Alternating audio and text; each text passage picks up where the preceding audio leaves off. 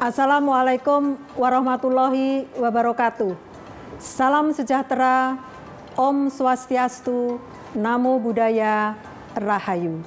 Merdeka! Ibu merupakan mata air jernih yang mengalir sepanjang lembah kehidupan untuk menumbuhkan, menyuburkan, dan membangkitkan semangat dalam kesedihan. Ibu adalah perempuan yang selalu hadir dalam seluruh sendi kehidupan. Laki-laki dan perempuan adalah sebagai dua sayapnya seekor burung. Jika dua sayap sama kuatnya, maka terbanglah burung itu sampai ke puncak yang setinggi-tingginya. Jika patah satu daripada dua sayap itu, maka tak dapatlah terbang burung itu sama sekali. Amanat dalam pidato Bung Karno di peringatan Hari Ibu tanggal 22 Desember tahun 1964 mengatakan, tanamkan semangat Tattwam Asi dalam dadamu. Kau adalah aku adalah kau. Suatu semangat kebersamaan azasi dalam kehidupan bermasyarakat, berbangsa, dan bernegara. Selamat Hari Ibu tahun 2021 yang ke-93. Tetap semangat, perjuangan terus berlanjut sesuai kemajuan zaman. Wassalamualaikum warahmatullahi wabarakatuh. Om Santi Santi Santi Om. Merdeka!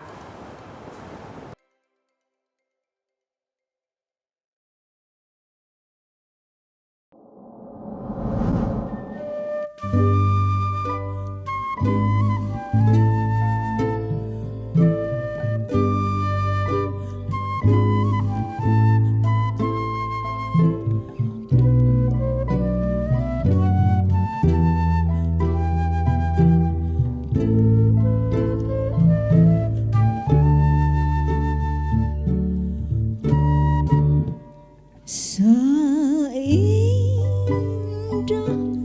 mawar semungil melati di kau cemerlang wanita. Semerbak wangi sajinak merpati di kau senandung di jiwa. Gerakanmu ringan memikat hati muda taruna, mekar bersinar menyilaukan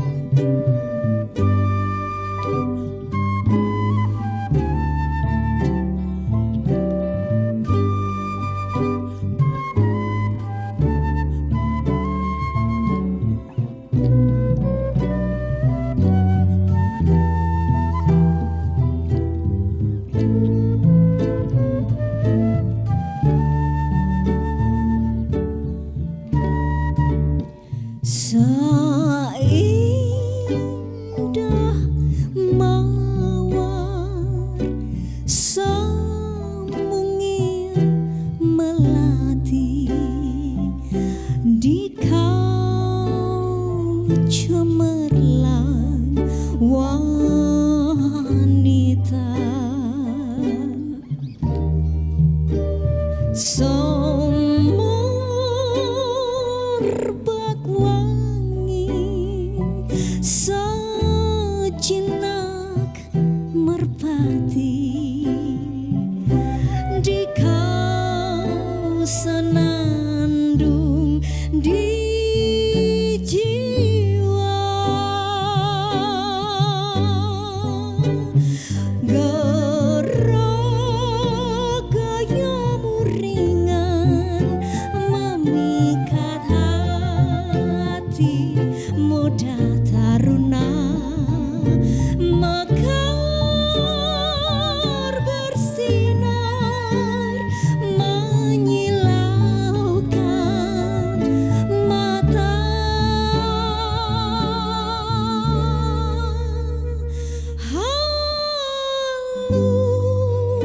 halus wanita bak sutra dewangga senyummu meruntuhkan mahkota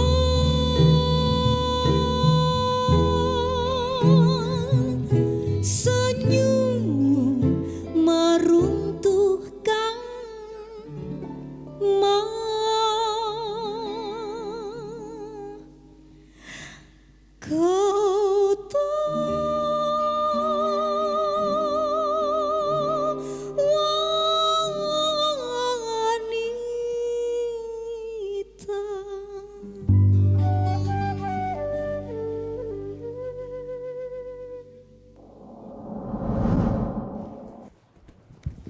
Assalamualaikum warahmatullahi wabarakatuh. Salam sejahtera, Om Swastiastu, Namo Buddhaya, salam kebajikan dan merdeka. Halo, selamat siang Sobat BKN dimanapun kalian berada. Senang sekali kali ini Olga Lydia dalam acara peringatan Hari Ibu Nasional bisa hadir bersama Anda.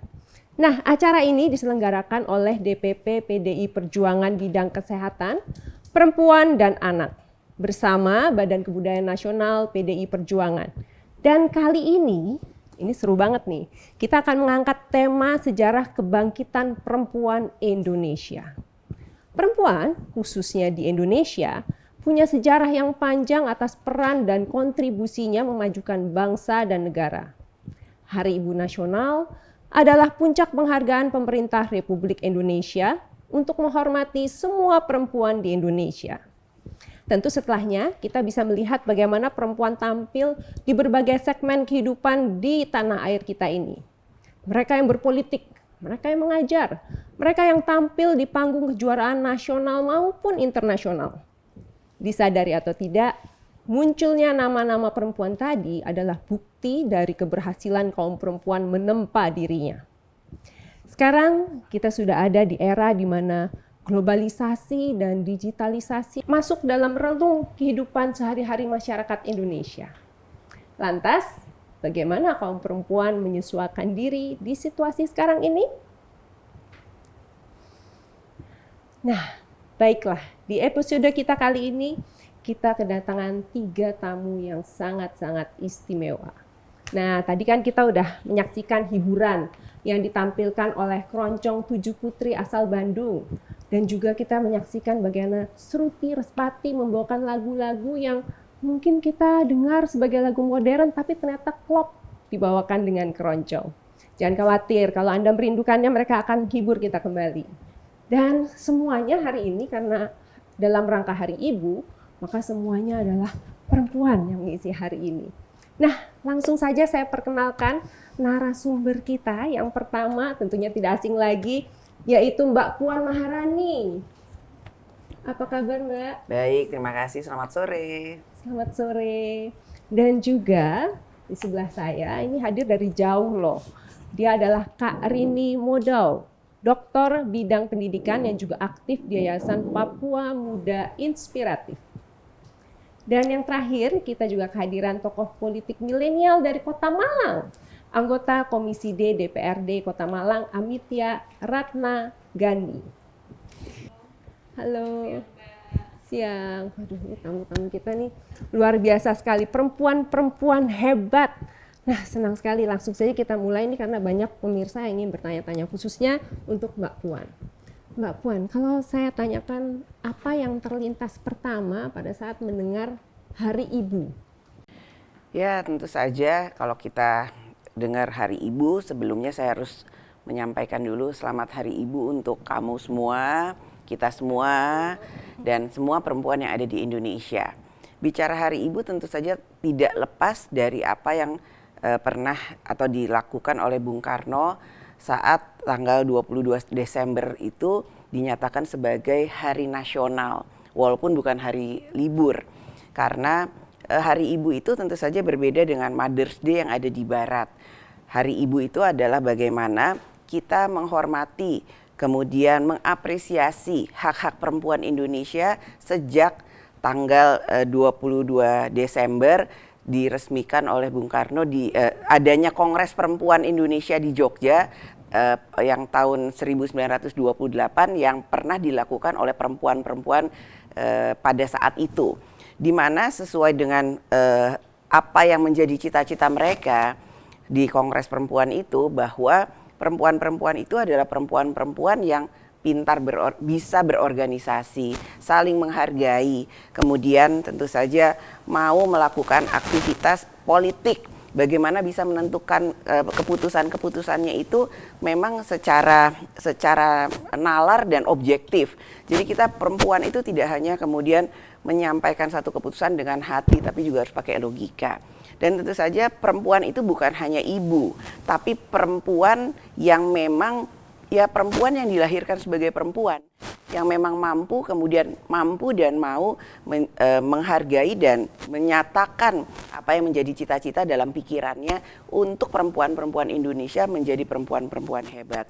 Dan pada Hari Ibu ini saya juga ingin menyampaikan selamat Hari Ibu kepada bukan hanya kita yang ada di sini, bukan yang ada di Indonesia. Kalau saya bisa menyatakan perempuan-perempuan itu adalah juga petani perempuan, guru perempuan, kemudian penjual jamu perempuan, kemudian ibu rumah tangga, perempuan yang ada di kantor, semua perempuan yang kemudian punya posisinya masing-masingnya, seperti misalnya Mbak Rini ini, Mbak Ami ini di politik, kemudian sosial dan lingkungan, bahkan jauh-jauh dari Papua datang ke sini gitu.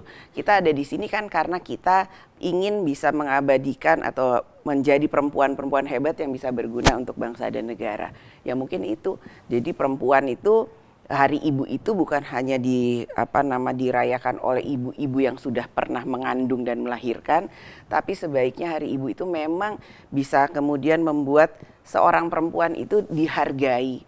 Seorang perempuan itu kemudian bisa mempunyai karakter. Semua perempuan itu bisa kemudian diingat oleh orang-orang yang ada di lingkungan kita, bahwa nantinya perempuan yang dilahirkan oleh seorang ibu itu akan menjadi seorang perempuan yang tidak boleh lupa kodratnya, bisa menjadi istri, menjadi ibunya anak-anak, dan laki-laki yang pernah kita lahirkan oleh seorang perempuan pun harus bisa menghargai dan menghormati perempuan yang ibunya untuk kemudian bisa merayakan Hari Ibu.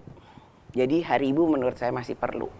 Betul, dan kalau kita lihat ternyata Hari Ibu ini pemahamannya di Indonesia tuh sebenarnya jauh lebih luas ya, karena kepada seluruh perempuan. Iya. Nah, ngomongin perempuan berprestasi, kita juga tentu ingat bahwa Ibu Megawati Soekarno Putri adalah presiden perempuan pertama di Indonesia.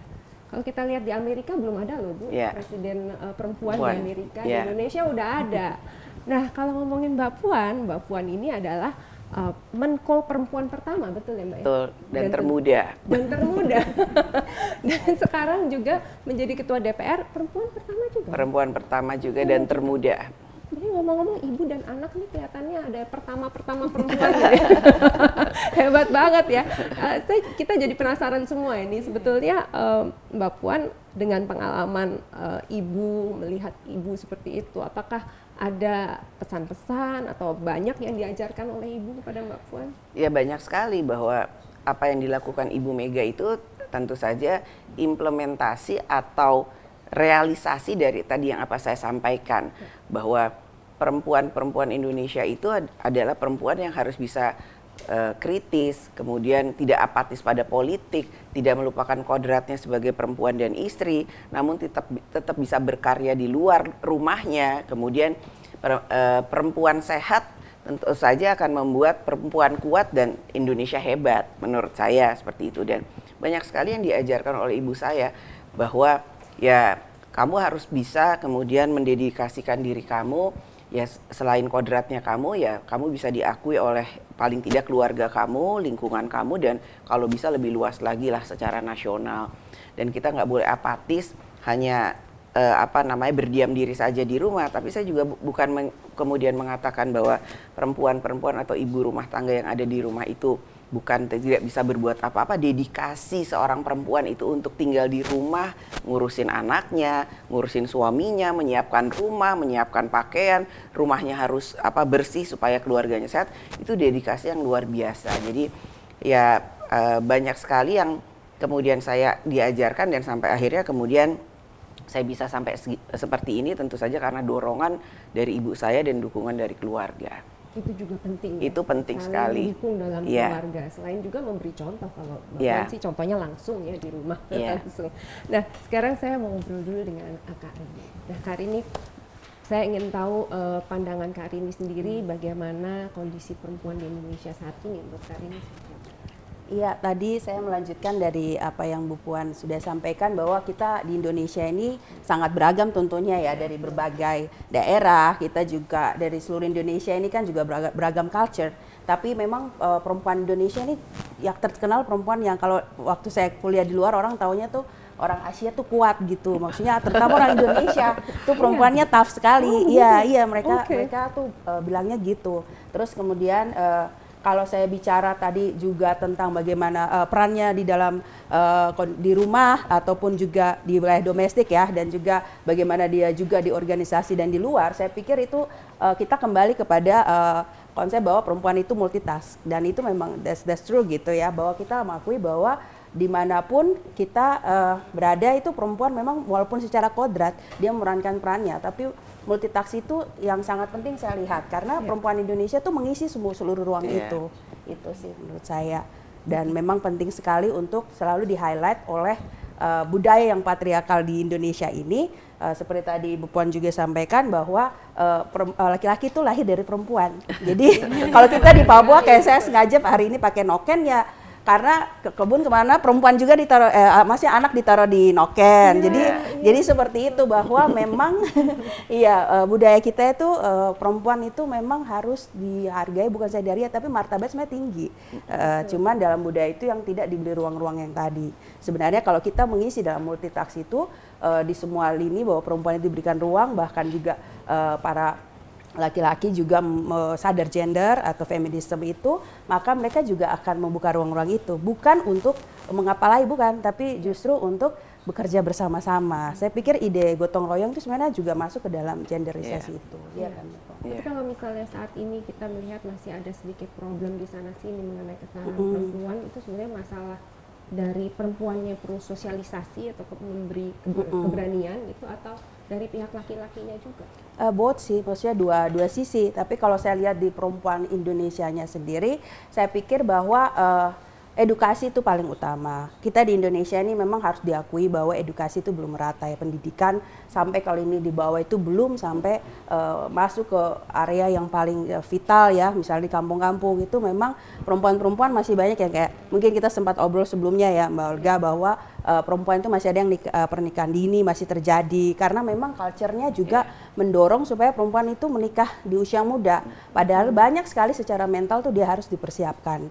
Nah, kalau dia dipersiapkan dengan baik, maka dalam proses dia mengisi ruang yang tadi saya bilang multitask itu, misalnya di rumah ya dia jadi the best cooker misalnya, tapi itu kan dia tahu menyiapkan misalnya ya makanan harus bergizi, kemudian anak-anak tidak kena masalah stunting dan sebagainya, terus kemudian bisa mengajak anak ke sekolah atau mungkin mendidik di rumah, ada kan homeschooling misalnya seperti itu. Banyak cara sebenarnya kalau perempuan itu cerdas dan bisa memanfaatkan tadi saya bilang memperkuat ruang-ruang itu. Paling penting percaya bahwa dirinya bisa gitu. Iya, dan didorong sama laki-laki dong, sama suaminya. Iya, didukung.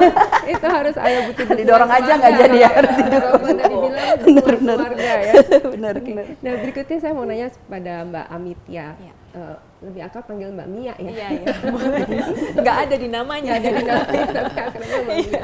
Oke, Mbak Mia, aku pengen nanya, kalau di kondisi sendiri di Malang, khususnya kan di DPRD Malang, Mbak Mia ini asalnya, bagaimana kondisi perempuan di sana? Karena ini mungkin kota ya, Malang Kota atau Malang Kabupaten? Malang Kota, iya. Malang Kota ya. Iya. Apakah kondisi perempuan di sana juga sudah banyak yang percaya bahwa dirinya mampu, kemudian mengambil juga posisi-posisi yang penting seperti Mbak Mia sendiri? Iya. Makasih Mbak pertanyaannya. Jadi kalau di Kota Malang sendiri kan kita tahu kota pendidikan yang mungkin sama kayak Bandung gitu. Tetapi ternyata ketika saya masuk di legislatif ini memang betul pemerintah sudah memfasilitasi kuota 30% itu untuk perempuan. Tapi ternyata pada kenyataannya pas udah jadi tuh ternyata kok banyak yang masih belum bisa menembus lah istilahnya proses itu gitu. Nah kemudian perempuan-perempuan yang ditempatkan juga di legislatif ini juga sebetulnya ini juga saya kan lagi S2 nih Bu. Terus ini juga bagian dari tesis sebenarnya rencananya. Jadi saya tuh pengen tahu seberapa sadar sih perempuan-perempuan yang duduk di legislatif itu terhadap peran mereka untuk ikut andil ya di dalam proses legislasi itu sendiri gitu.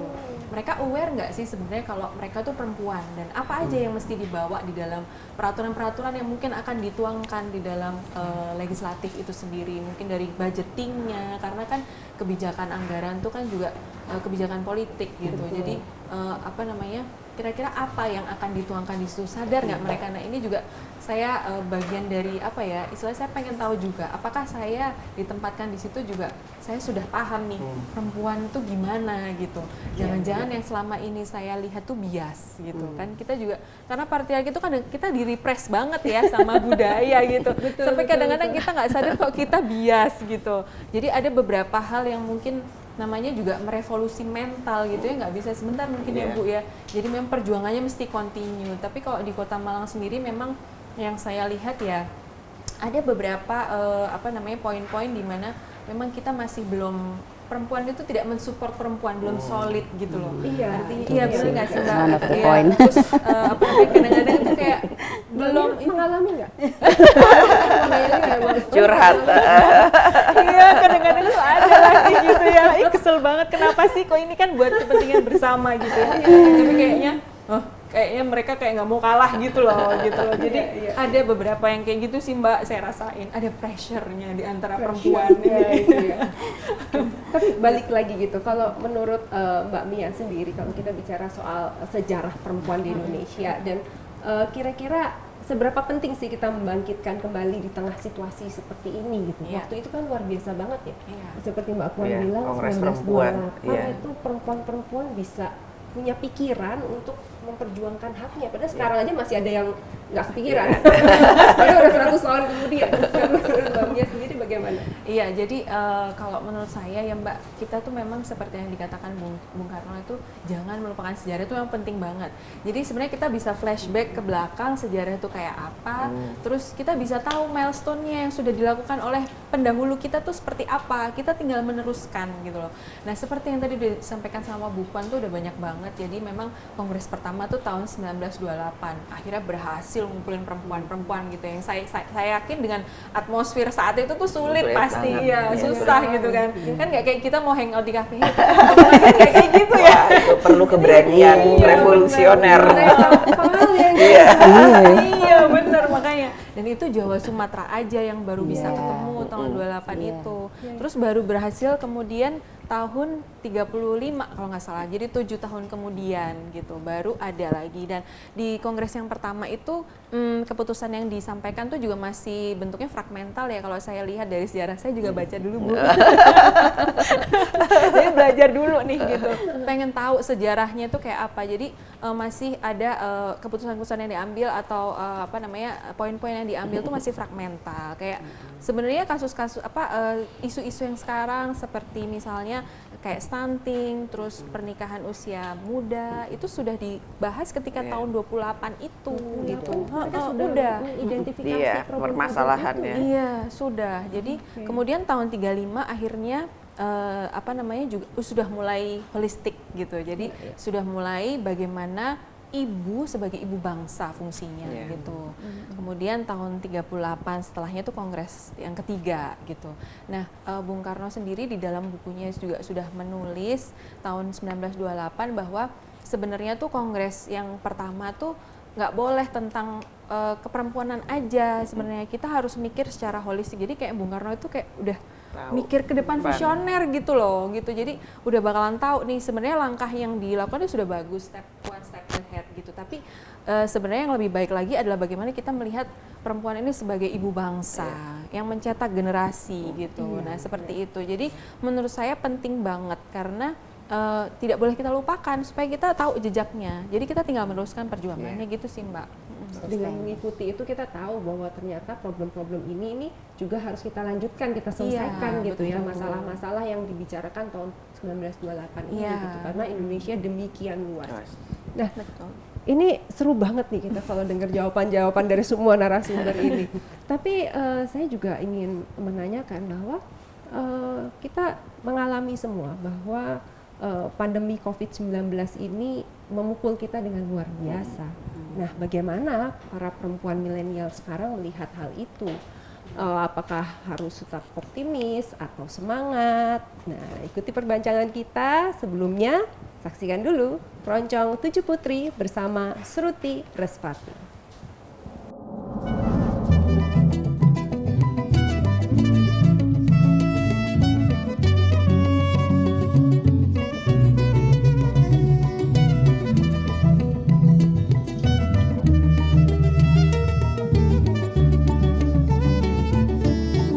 Mentari terbenam, temani dalam kesendirianku, temani aku dalam kepedihan.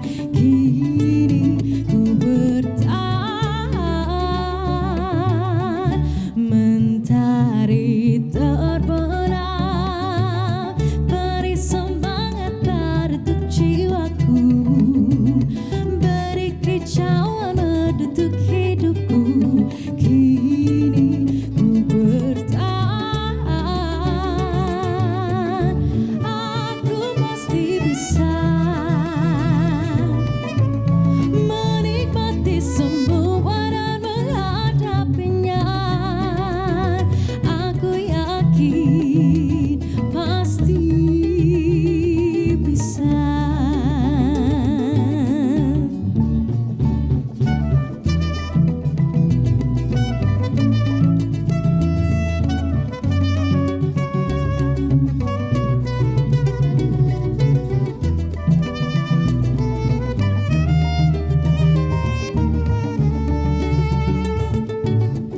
Mentari terbenam,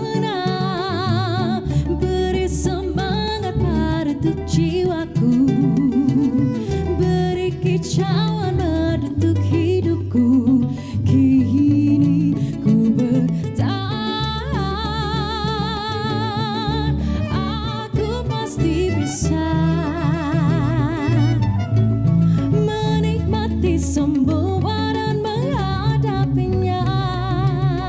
Aku yakin pasti bisa. Aku pasti bisa menikmati semua dan menghadapinya. Aku yakin pasti bisa. Aku ingin lepaskan seluruh bebanku, kan ku jalani hidupku dengan senyuman. Aku pasti bisa menikmati semua dan menghadapinya. Aku yakin pasti bisa. Aku pasti bisa menikmati semua dan menghadapinya.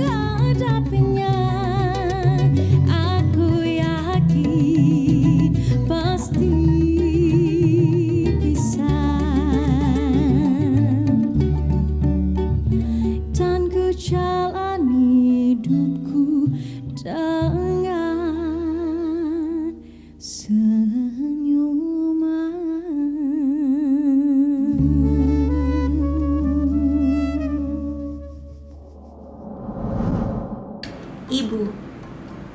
3 huruf yang membangun sebuah kata yang memiliki arti penting bagi kita semua. Seorang ibu adalah sosok yang melahirkan dan merawat setiap insan. Sosok pertama yang mendidik dan membimbing kita saat dilahirkan ke dunia. Dan seorang figur yang menjaga kelangsungan peradaban manusia. Ibu. Menjadi ibu sebenarnya adalah sebuah karakteristik yang secara inheren dimiliki setiap perempuan. Sebagai perempuan, kita dikaruniai dengan kemampuan untuk tidak hanya berempati dan mengasihi, tapi juga mendidik, membentuk, dan menghasilkan pemimpin masa depan. Tapi sayangnya, karena norma, cara pandang, dan sistem yang ada, perempuan di negara ini seringkali menjadi korban keterbatasan dan kekerasan. Diremehkan dan tidak diberikan perlakuan yang setara dengan kaum laki-laki. Menjadi seorang diri yang tidak yakin akan kemampuan dan potensi dirinya karena dukungan yang tiada. Tapi mengapa demikian? Bukankah kita semua manusia? Mengapa gender menjadi sebuah hal yang memisahkan? Mengapa gender menjadi alasan untuk memperlakukan sesama manusia dengan tidak hormat? Mengapa gender menjadi alasan untuk tidak memberikan perempuan, manusia yang memberikan kehidupan bagi kita semua, kesempatan yang sama untuk berkembang dan menjadi jati dirinya yang sebenarnya? Sudah terlalu lama kita diam. Yang negara ini butuhkan adalah bagi kita, kaum perempuan, untuk bersuara, mengutarakan pendapat dan berjuang untuk keadilan yang layak kita miliki, agar memberanikan setiap perempuan di generasi yang mendatang untuk merubah aspirasi dan mimpinya menjadi kenyataan.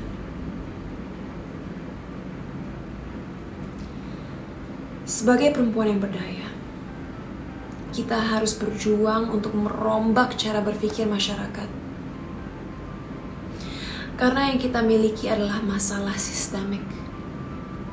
Racun yang sudah dibiarkan berkembang biak terlalu lama sehingga merugikan kaum perempuan.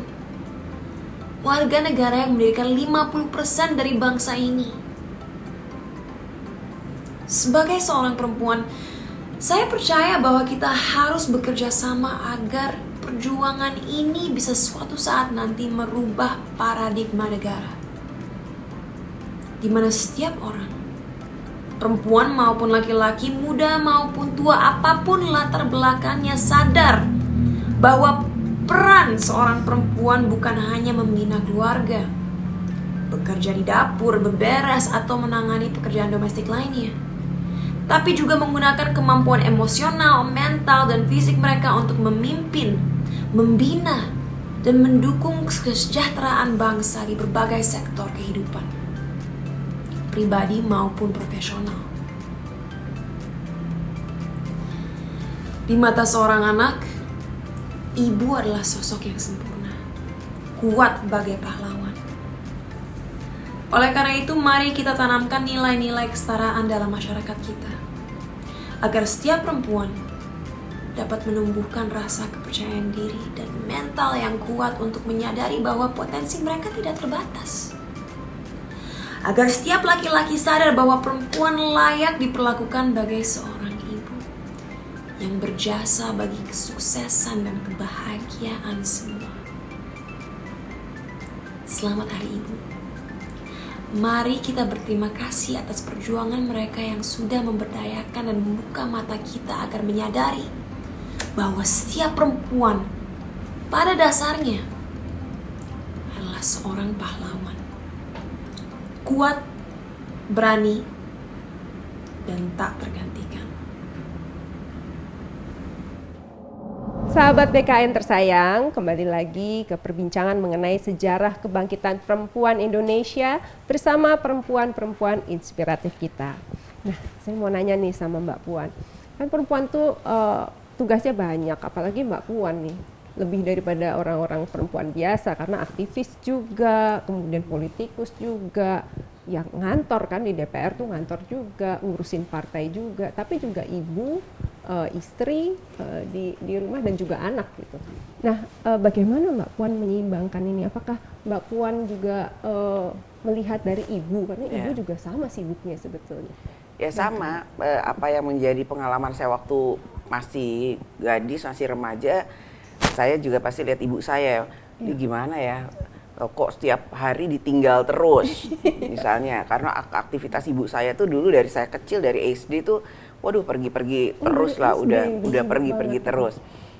Tapi apa namanya, kemudian ya lama-lama terbiasa dibiasain, bukan biasa karena memang ya udah deh gitu, enggak ya, dibiasain. Udah begitu, sebentar lagi ntar mama pergi ya Puan, mau ini ya berapa hari, berapa lama, kemana, kan dulu belum ada telepon, belum ada WA, masih tek kring gitu kan, nggak ada di mana-mana bisa ngehubungin. Jadi bener kalau 3 hari nggak pulang, saya mulai mama mana, tapi tiap hari telepon gitu kan, telepon tiap hari telepon. Tapi saya bilang kalau 3 hari harus pulang 3 hari, nggak boleh lebih dari 3 hari, itu udah janji. Karena kalau lebih dari 3 hari saya sakit. Itu kecil tuh saya sakit, sampai akhirnya ini kenapa sih gini, akhirnya udah kan kata orang-orang dulu tuh, bapaknya tuh harus ninggalin kaosnya supaya ada bau-bauannya gitu. Itu ditinggalin kaosnya bapak saya tuh ditinggalin. Terus ibu saya juga tinggalin apa yang saya mau lah gitu. Karena kan nggak sakit, jadi tidur sambil bau-baunya papa mama lah, itu bapak sama ibu. Kemudian udahlah, terus janjiannya itu adalah ya udah boleh pergi tapi harus tepat waktu pulangnya kapan, dan kalau saya ujian nggak boleh kemana-mana. Oh gitu. Itu kayaknya kalau ujian tuh nggak ada ibu di rumah tuh kayak ada yang kurang, kayak nggak pede deh gitu takutnya nilainya gitu. Ya udah janji, jadi kalau saya lagi ujian itu udah saya lihat sendiri sih, ibu saya bilang pokoknya Puan lagi ujian, jadi saya nggak kemana-mana, kalau mau bikin acara nanti tunggu Puan selesai ujian gitu. Dan dipenuhi juga langsung sama ibu ya. Kalau kan anaknya sakit terus jadi malas belajar, lemes sekali kan, itu mungkin kurang motivasi. Kurang motivasi. Ya juga itu mungkin tanggung jawab seorang ibu ya. Atas dasar-dasar itulah kemudian waktu saya kemudian berkeluarga, itu saya bisa ngerasain kan Puan kecil itu nggak boleh kemudian terulang lagi di anak-anak saya gitu. Ya jadi saya dari kecil saya udah bilang sama anak-anak saya, yang saya akan kedepankan itu quality time, pokoknya quality, bukannya quantity. Karena ibunya nih nggak akan mungkin tiap hari sama anak-anak gitu kan. Jadi waktu anak-anak itu masih balita, kebetulan saya bisa titipin kan ke ibu bapak saya kalau saya lagi aktivitas. Cuman yang saya gitu nggak boleh kelamaan, lebih baik sih pulang pergi, dalam artian 2 hari pulang dulu ketemu anak-anak, nanti pergi lagi daripada pergi terus panjang nggak pulang-pulang. Kan padahal kan kalau mau efisien itu supaya kita nggak capek juga dan lain-lain sebagainya, lebih baik pergi terus nanti pulang sekaligus itu. Tapi enggak, saya bela-belain 2 hari pulang dulu ketemu anak-anak, pergi lagi 2 hari, pergi lagi begitu ya. Walaupun capek ya udahlah nggak apa-apa gitu. Dan saya juga kemudian coba meyakinkan ke anak-anak saya begitu udah mulai agak gede. Kan dia tanya kan, mama kan kalau keluar kota itu nggak sempat beli apa-apa, nggak sempat kayak beli oleh-oleh misalnya, beli anak saya mainan gitu, nggak sempat kan karena tugas kan. Waktu ini masih kecil nih, jadi anak saya tanya, mama kok kalau pergi bawanya makanan terus? Karena kan kalau di daerah itu saya pasti makan dong, dan saya bilang saya harus makan makanan khas. Jadi ntar kalau ada makanan khasnya enak, tolong bungkusin mau dibawa pulang buat oleh-oleh. Jadi setiap saya pulang tuh oleh-olehnya makanan. Kok makanan terus sih, katanya gitu. Ya orang nggak kemana-mana kan. Sampai mereka udah agak besar, saya ajak.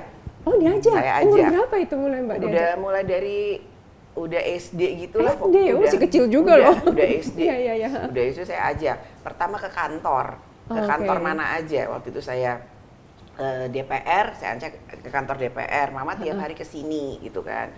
Tapi saya keluar kota, saya ajak keluar kota kalau dia lagi libur atau weekend saya ajak.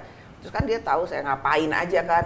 Kok gini sih, nggak kayak liburan, ya kan nggak liburan kerja. Ini kerja, ini nggak liburan. Makanya mama nggak bawa apa-apa, mama bawanya makanan gitu. Karena pas mama makan enak ya mama bawa pulang buat kamu coba, mulai ngerti. Begitu terus sampai SMP, SMA, ya saya sesuaikan dengan situasi mereka, umur berapa mereka kan. Sampai saya jadi Menko itu juga ayo ke kantor, lihat kantor Menko.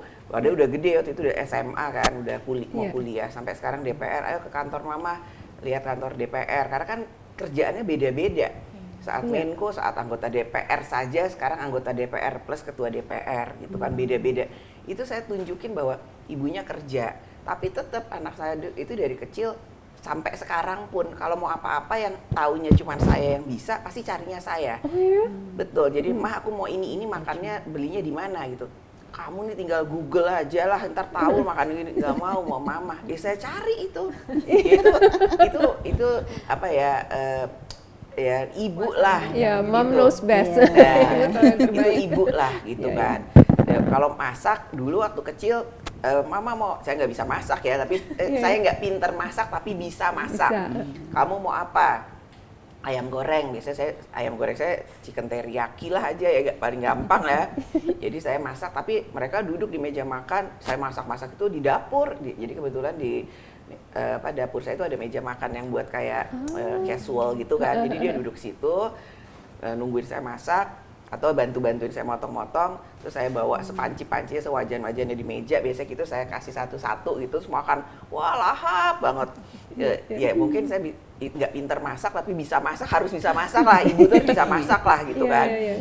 Tapi tuh memang makanan ibu itu menurut saya is the best ya. Enak nggak enak buat kita enak gitu. Betul. Iya kan, kayaknya ya pakai hati kali ya. Dan itu gitu yang kan. bikin kita kangen rumah. Karena di rumah itu ada makanan yang nggak bisa dicari di mana-mana. Itu. Ini termasuk chicken teriyaki. Ya kayak gitu. Jadi saya belajar dari ibu saya mengajarkan bahwa jadi pemimpin itu tetap nggak bisa lupa sama rumah dengan keluarga. Jadi pemimpin itu bukan hanya pemimpin keluar, tapi juga harus jadi ibu di rumah gitu. Betul. Itu saya lakuin dan itu bagian dari sebenarnya langsung atau tidak langsung itu cara kita mengelola organisasi atau mengelola lingkungan. Gimana anak-anak kita bisa sayang sama kita, tapi tahu ibunya sibuk gitu kan ya. Mungkin itu juga yang harusnya kita bisa menjadi latihan kita kalau keluar. Ya gimana orang-orang itu bisa mau tahu maksudnya kita sih kalau di rumah aja mereka nggak bisa paham apa yang mau kita sampaikan. Iya, betul ya. Jadi dari kecil tuh udah diajarin kayak gitu. Kemudian gimana caranya supaya mereka suka makanan saya, walaupun saya nggak bisa masak gitu kan, cuman bisa masak tapi nggak pinter gitu kan. Itu juga mungkin kan kita harus kalau lagi keluar itu mau bicara dengan seseorang kita harus mikir ini crowd-nya itu milenial gitu misalnya, kan nggak bisa saya samakan kayak saya lagi bicara sama petani gitu kan, harus agak lebih fun, tapi kan tetap ketua DPR misalnya Menko kan nggak bisa kayak Rini gitu ngomong gini gitu. Ya dong, kalau terlalu dipaksain juga nggak lucu juga gitu kan, udah ibu bukan ibu muda tapi bukan ibu tua, saya kan di tengah-tengah nih gitu kan, tapi kalau mau ngomong milenial agak sok fun itu juga nggak pas, terus kalau terlalu serius juga nggak pas gitu kan. Tapi kalau yang segmennya ini mikir juga, aduh ngomongnya apa gitu kan, itu mikir ya sama kayak kita makan simple. Ya ini perandaian saya aja. Gimana bikin makanan yang simple tapi enak dan dia suka deh gitu. Itu sesuai aja. dengan selera sesuai dengan selera gitu dan sesuai dengan audiens yang ada gitu kan. Mungkin kalau saya ngundang kamu makan, saya cuma bisa masak teriyaki aja ya, jadi enak gak enak ya sudah maklum gitu kan. Tapi kan kalau sama anak saya enak gak enak kan mama yang masak kan gitu, dan maksa harus habis karena udah masak nih, jarang-jarang masak gitu ya. Dan dari semua pengalaman itu intinya kita nggak bisa membangun bangsa itu sendirian. Intinya kita harus bergotong royong untuk membangun bangsa. Tadi kan sempat dibilang bahwa kenapa ya perempuan nggak dukung perempuan. Ini juga kadang-kadang di antara perempuan itu perasaan saya loh nih, yang udah ketemu dengan banyak orang ya kadang-kadang suka mikir, kok kalau kita melihat ada perempuan yang lebih baik dan lebih bisa kita tonjolkan lebih dari diri kita sendiri, kenapa sih kita nggak dukung dia? Karena kan kita punya kelebihan masing-masing. Maksudnya kamu mungkin bidangnya itu entertainment ya, kita kan nggak bisa nih kayak kayak kamu lah bisa cantik manis gitu kalau ngomong misalnya gitu kan, perlu effort lah, kita harus dandan lama.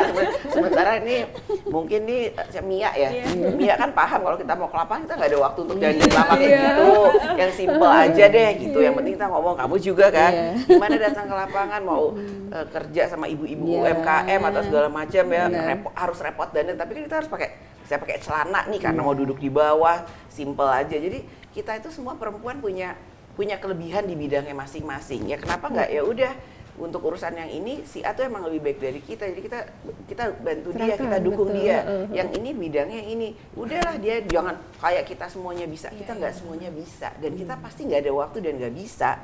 Betul, Jadi lebih betul. baik kalau memang ada perempuan yang kemudian bisa punya potensi dan diyakini bisa menjadi pemimpin, maksudnya bukan pemimpin dari segi itu ya, segi sosial ya, dari Iya. segi sosial dan itu ya, Lingkungan dan lingkungan dan sebagainya, ya, ya bagi-bagi kita tugas. dukung kalau kita anggap bahwa gagasannya itu memang positif, akan memberdayakan perempuan, berguna buat ibu dan anak dan lingkungannya, ya sudahlah, kita nggak usah sepertinya itu kita bisa semuanya.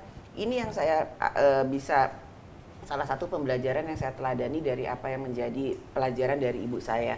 Jadi ibu saya selalu menyatakan kamu harus punya tim, yang mana tim itu kamu akui dengan bidangnya masing-masing bisa ngebantu kamu. Pemimpin itu yang ngebantu itu tim, bukan kamu yang bisa semuanya. Nggak mungkin kita bisa semuanya. Iya, Ya itu iya. yang mungkin bisa saya sampaikan. Luar biasa banget ya, walaupun sebetulnya banyak orang bergantung pada hasil kerja Mbak Puan ini kan luar biasa, tapi masih menyempatkan kalau masak ya masak, kalau diminta ya. Ya kalau diminta, karena Kalau kalau diminta. ditawar-tawarin nggak mau. Apalagi sekarang udah besar. Iya, udah besar juga. Ya itulah salah satu cara saya belajar dari dulu, pengalaman hidup saya diajari ibu saya gini begini sampai akhirnya ya alhamdulillah ya ada jalannya, dan saya tetap meyakini bahwa perempuan itu bisa, perempuan Pasti itu ya. mampu, perempuan itu tapi harus optimis dan semangat gitu, dan Iya. tentu saja nggak bisa terlepas dari budaya bahwa kita harus didukung lingkungan, karena Betul. itu salah satu kendala bagi perempuan-perempuan yang di Indonesia khususnya yang pernah saya ketemu lah. Kalau nggak didukung lingkungan, kita tuh emang seperti terkungkung, kita nggak bisa ngapa-ngapain, pergi keluar rumah sebentar aja disalahin, anak itu kalau nggak diurus kan, padahal ngurusin anak itu bukannya berarti anak kita harus kita bawa kemana-mana terus. Iya, Ya iya. kalau ada yang ikut ngejaga di rumah ya sudah, tapi kalau nggak ada ya bawa. Iya. Ya saya juga gitu, waktu dulu nggak ada pembantu terpaksa atau nggak bisa asisten suster di rumah, nggak bisa dititipin ke orang tua, ya udah anak saya bawa, cuman nggak bisa lama-lama ya, lihat nih rewel banget ya, aduh ampun gitu ya.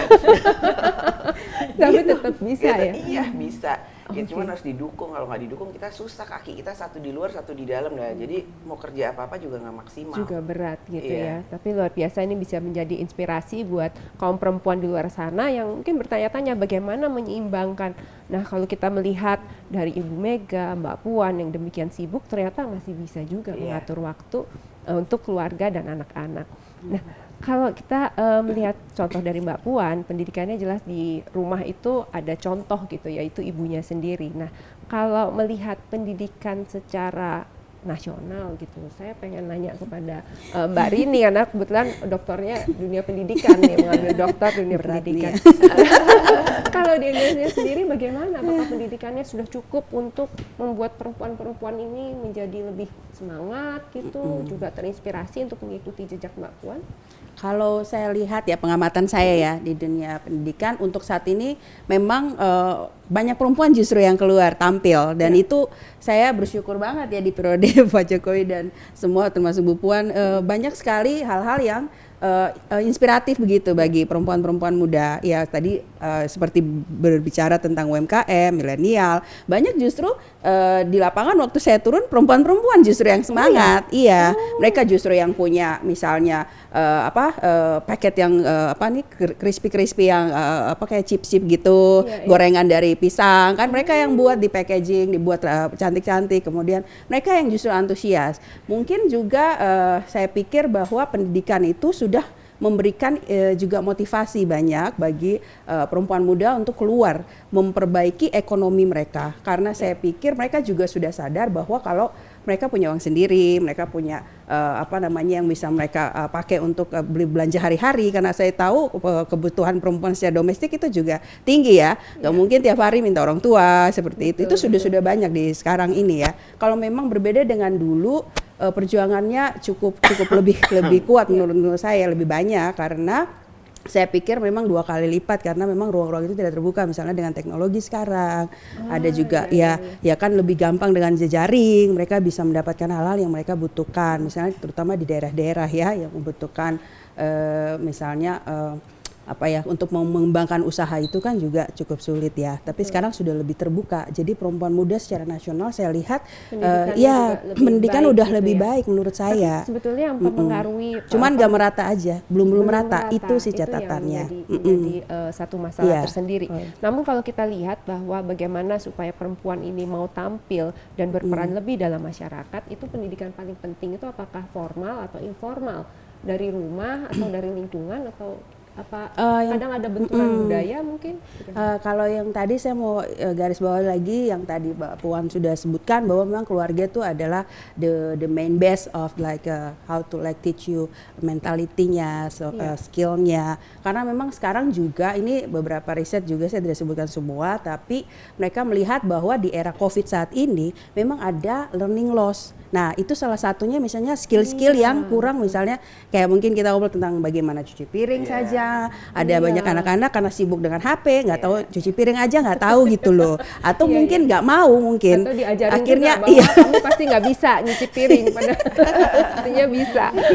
Atau mungkin menyiram bunga, hal-hal yang sebenarnya itu melatih Simple, endurance. Iya, simple tapi justru nggak dibuat di rumah. Nah, ini kan sebenarnya kemunduran kalau kita mau bicara soal soft skill-nya. Karena kita kalau belajar hard skill tapi nggak dilengkapi soft skill itu bahaya banget. Betul. Itu Iya, menyangkut behavior. Karena kita Iya. menjadi bangsa Indonesia, bangsa yang kuat kan punya Bhinneka Tunggal itu Iya. mereka nggak akan mengerti. Kalau Iya, hal-hal iya. kecil itu aja nggak diajari dan memang di keluarga. Dan ini pengaruh dari pandemi ya, jadi mereka nggak bisa sekolah, nggak ketemu teman-temannya. Apakah akan mempengaruhi cara mereka bersosialisasi? Karena nanti pas di dunia kerja kan harus kerja sama, Dan, berhubungan banyak orang gitu dan ya. pendidikan orang tua sebenarnya yang saya Iya. lihat sangat-sangat sensitif sekali Iya. ini di COVID karena banyak orang tua mengeluh gimana nih cara nolongin anak-anak Iya, saya benar. waktu belajar di rumah. Nah, ini juga satu case yang kemarin juga kita sedang ngobrolin caranya gimana. Memang kalau zoom terus bosan Iya. sama banyak TikTok yang muncul juga dimarahin anak-anaknya kan. Nah, secara psikologis itu kan mental, kita mau revolusi mental tapi orang tua juga nggak tahu ya caranya. Sebenarnya dari hal simpel itu yang perlu disosialisasikan. Itu Betul, sih ya. menurut saya hal simpel sederhana seperti yang Mbak Puan bilang Betul. itu yang harus terus kita bimbing gitu Ya, dalam ya, parenting. Dan sekarang saya ingin bertanya kepada Mbak Mia ya kan, hubungannya dengan pandemi, hubungannya dengan target-target Indonesia khususnya untuk 2045 gitu. Menurut Mbak Mia sendiri bagaimana perempuan Indonesia menyikapinya gitu supaya siap menghadapi tantangan di masa depan? Iya. Sebenarnya sih tahun 2045 itu kan generasi emas ya. Betul. Generasi emas di mana anak-anak yang sekarang mungkin masih belia-belia itu nanti Betul. mereka akan menjadi garda terdepan Iya. kita gitu, menjadi soldier kita, bangsa kita sebagai anak-anak yang maju dalam globalisasi itu nanti. Kan sekarang ini juga kita sudah bisa lihat bahwa semua terbuka karena teknologi gitu, semua masuk, semua memapar ke anak kita anak kita Iya. terpapar dengan macam-macam gitu. Nah, disinilah pentingnya yang tadi seperti disebutkan sama Mbak Rini bahwa memang pendidikan karakter itu penting, terutama menanamkan karakter Pancasila, dan saya setuju sekali sama Iya. Mbak Rini bahwa tidak hanya di informal saja, tidak hanya di formal saja, tetapi di informal itu juga penting karena kan keluarga ini sebagai micro unit atau unit terkecil Iya. dari misalnya miniatur bangsa lah. Misalnya kita bisa mempertahankan keluarga ini dengan ideologi bangsa kita, kepribadian bangsa kita, maka insya Allah akan menjadi komunitas yang baik, menjadi bangsa yang baik gitu. Jadi menjadi ekosistem yang baik gitu. Jadi kita berangkatnya memang dari keluarga gitu. Kalau tidak salah juga sekarang ada program pembangunan keluarga juga gitu. Oh, oke. Jadi itu memang untuk kita bersiap-siap menyongsong generasi emas, karena memang generasi emas itu kan tidak hanya SDM saja ya, Betul. tapi juga harus didukung oleh iptek juga gitu. Nah itu istilahnya kita shieldnya harus banyak nih buat anak-anak Iya. kita. Kalau Tapi enggak, tadi menarik nih ada pendidikan untuk keluarga. Ini sebenarnya zaman dulu tuh nggak umum gitu. Berkeluarga ya berkeluarga aja gitu. Tapi ternyata butuh keterampilan, bener nggak sih? iya benar Mbak. Iya. Karena ya seperti pepatah bilang ya, we need a village to raise a child, itu memang benar banget. Butuh sekampung untuk membesarkan satu anak gitu ya. Karena kalau ibunya hebat tapi kemudian lingkungannya nggak mendukung, cuma benar, aja. benar. Iya. Terus juga di dalam keluarga zaman sekarang tuh kan ada banyak sekali jenis-jenisnya ya. Ada Iya. yang kayak commuter family yang dimana ibunya bekerja jauh, bapaknya jauh. Itu kan sendiri juga sudah membawa istilahnya banyak sekali poin-poin baru gitu yang mesti kita bagaimana cara mengatasinya gitu. Yang penting anak-anak kita tetap selamat nih, menjadi generasi emas tuh mereka siap menyongsong itu gitu. Jadi saya pikir program dari pemerintah ini sangat baik sekali ya untuk mempersiapkan tidak hanya anak gitu yang sering digembleng di sekolah, ayo jadi anak yang baik, tapi orang tuanya juga gitu loh. Iya, Dikasih peluru juga orang tuanya supaya bisa tahu mengatasi anak tuh gimana gitu. Tidak hanya dititipkan di sekolah, makanya kan bingung kemarin pandemi pada bingung gitu. Pada bingung semua, Biasa iya. dititipin, tiba-tiba 24 jam, waduh meledak. Kalau Mbak Puan tadi bilang masalahnya bukan kuantitinya tapi kualitasnya. Ini kuantitinya jadi banyak sekali gitu. Tapi malah kualitasnya bisa jadi malah menurun. Iya, Gitu. Oke. Jadi penting banget sih menurut saya pembangunan keluarga itu. Luar biasa banget, seru banget nih kalau dengar perbincangan dari para narasumber ini, luar biasa banget. Dan mungkin sebelum kita tutup acara ini, saya ingin menanyakan kira-kira pesan dari Mbak Puan, Mbak Rini, dan juga Mbak Mia untuk para perempuan muda Indonesia, penerus perjuangan perempuan-perempuan hebat seperti yang terlihat nih di backdrop kita nih. Waduh, ditunggu ini. Penerus perempuan-perempuan hebat. Mungkin pertamanya dari ini dulu deh, dari Mbak Rini dulu yang dari jauh, dari Papua. Kalau pesan saya sih menjadi perempuan kan kembali ya ke yang awal tadi saya bilang bahwa kita harus memperkokoh multitask kita. Jadi semua sisi yang potensial dari diri kita sebenarnya kita harus memahami. Jadi teman-teman muda dimanapun kalian berada, cari titik potensi kamu dan kembangkan itu dengan sebisa mungkin dengan bersemangat karena sudah banyak ruang terbuka untuk kalian semua. Dan kalau titip pesan juga dari mama-mama di Papua bahwa selamat Hari Mama, kalau kita bilang Hari Ibu, Hari Mama. Biasa Mbak Puan mungkin dipanggil Mama ya. Nah, jadi Mama adalah ibu, Mama adalah air, mata air, dan Mama adalah Mama bangsa seperti itu. Dan salam buat semua, selamat merayakan Hari Mama. Indonesia. Oke, berikutnya mungkin terima kasih loh, itu luar biasa banget dan juga karyanya dari Mbak Rini ini juga luar biasa karena memberdayakan banyak sekali perempuan di Papua. Sukses terus loh Mbak. Terima kasih. Nah, berikutnya kepada Mbak Mia, silahkan. Iya, jadi kita sebagai perempuan tuh jangan biarkan orang lain bicara mewakili kita. Apa ya? Jangan bergantung pada orang lain untuk berjuang untuk kita. Gitu. Iya. Jadi jadikanlah dirimu tuh pejuang sehingga kamu bisa mengutarakan kendala apa sih yang kamu yang kita sedang alami di masyarakat itu sehingga kita bisa speak for ourselves. Dan ini juga mungkin relate sama kekerasan perempuan yang akhir-akhir ini banyak, apalagi pandemi gitu kan. Jadi speak up ladies gitu. Speak up. Makanya menjadi anggota DPRD langsung ya. Jadi nggak menyerahkan nasib kepada orang lain tapi memperjuangkan langsung di DPRD. Waduh, luar biasa sekali. Nah, mungkin berikutnya kepada Mbak Puan nih. Apa yang ingin disampaikan kepada generasi muda? Ya, khususnya untuk perempuan-perempuan Indonesia, apakah itu masih kecil, apakah itu sudah remaja, apakah sudah dewasa, ibu, nenek, dan istri dan lain sebagainya. Nasib perempuan itu ditentukan oleh diri kita sendiri. Dan kemudian kita harus tetap semangat, kita harus tetap optimis. Kemudian kita harus bersatu, kita harus gotong royong untuk ngebangun bangsa ini.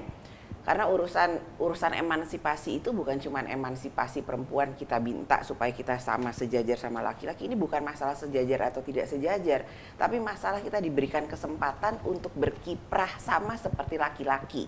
Namun saya juga tetap mengatakan bahwa kita nggak boleh lupa kodrat kita sebagai perempuan, sebagai ibu, sebagai istri, dan orang yang selalu harus bisa memberikan contoh buat perempuan-perempuan yang lain.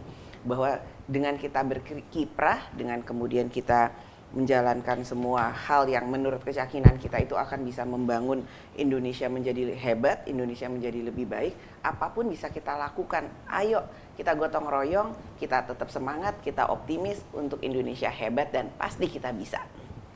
Pasti bisa, yang penting kita Iya. percaya bahwa kita bisa melakukannya. Iya. Dan jangan lupa ini sebenarnya pesan-pesannya nggak cuma untuk perempuan loh, untuk kaum laki-laki yang berada di dalam keluarga ini juga harus mendengarkan bahwa perempuan itu bisa gitu Pasti. untuk berkarya gitu. Jadi berikan kesempatan bahwa ada juga mungkin toleransi kepada kaum perempuan supaya bisa memahami kaum perempuan lebih baik lagi, karena daripada kerja sendiri laki-laki doang capek kan, mendingan rame-rame semua urusan bangsa ini diurus tidak hanya oleh kaum laki-laki tapi Dan ada udah ada 50% contohnya kan, nih, perempuan-perempuan hebat di Betul. Indonesia. Nah, Ada 50% lagi, masa mau dianggurin? Ini kita sama-sama bangun negara ini gitu ya, baik laki-laki maupun perempuan. Seneng banget nih, tapi mungkin bisa nggak menyampaikan quote aja, jadi mungkin pesan yang pendek untuk pemirsa di rumah, silakan. Iya, tadi saya mungkin ada sedikit bisik-bisik, jadilah the agent of change, jadi agen perubah dimanapun kita berada, karena ketika kita percaya bahwa kita bisa merubah, di situ ada harapan. Yes. Luar biasa, silakan Mbak Mia mungkin quote-nya.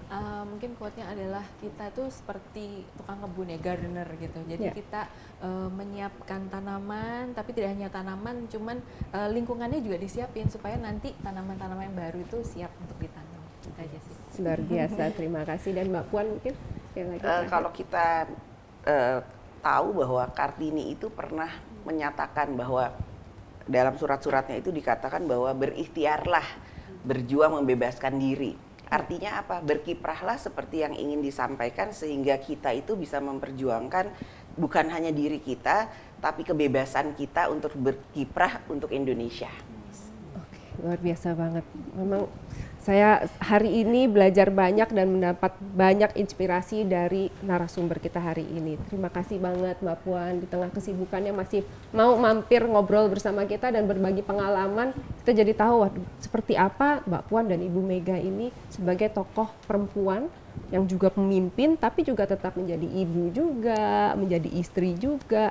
Luar biasa banget. Terima kasih Mbak Puan. Terima kasih semuanya. Iya, hari ini juga terima kasih Iya, sudah jauh-jauh dari Papua. Saya Salam cuma buat mau bilang juga mama-mama. ini Mbak Puan, Ibu, inspirasi buat kita semua. Aduh, Terima makasih. Nanti bisa diceritakan ke Yes. mama papa. Iya. Juga Mbak Mia, terima kasih loh Mbak ya. Terima kasih sudah hadir dan bisa ngobrol di sini. Terima kasih sekali. Dan pemirsa sekalian, gak terasa waktu cepat berlalu ya. Saking asik nih ngobrol-ngobrolnya.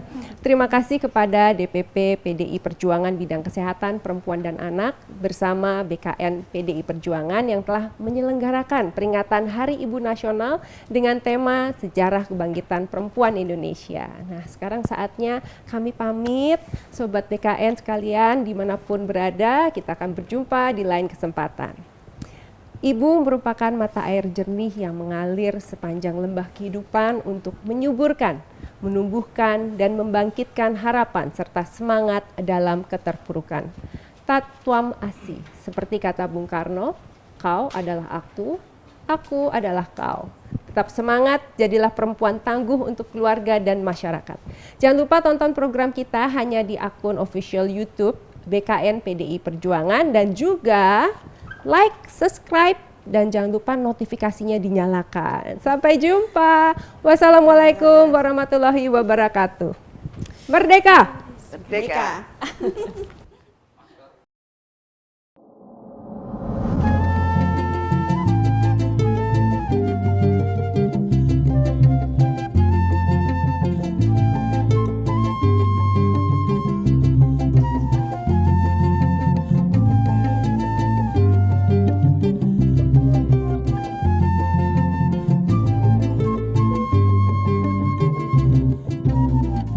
Di masa-masa bahagia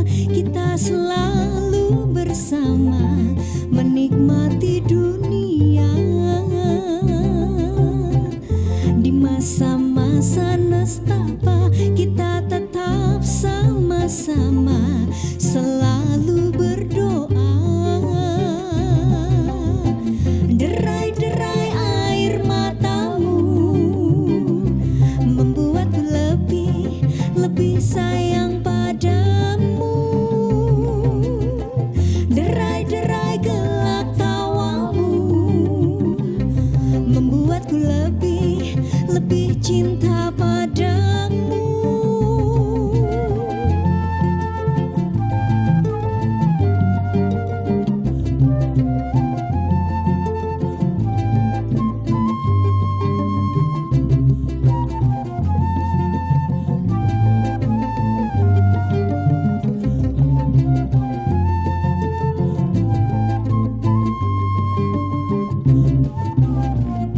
Di masa kapanpun juga ku ingin tetap bersama kekasihku nan setia.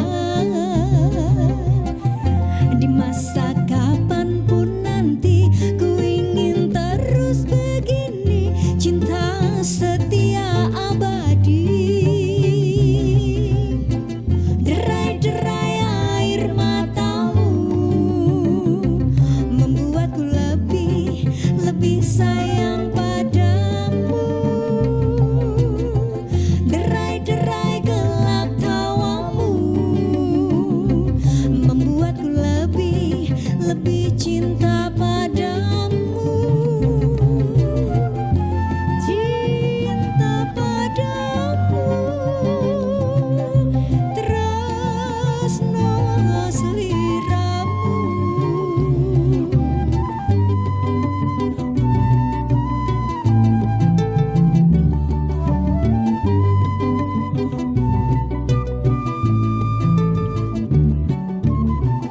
Derai-derai air matamu membuatku lebih sayang padamu.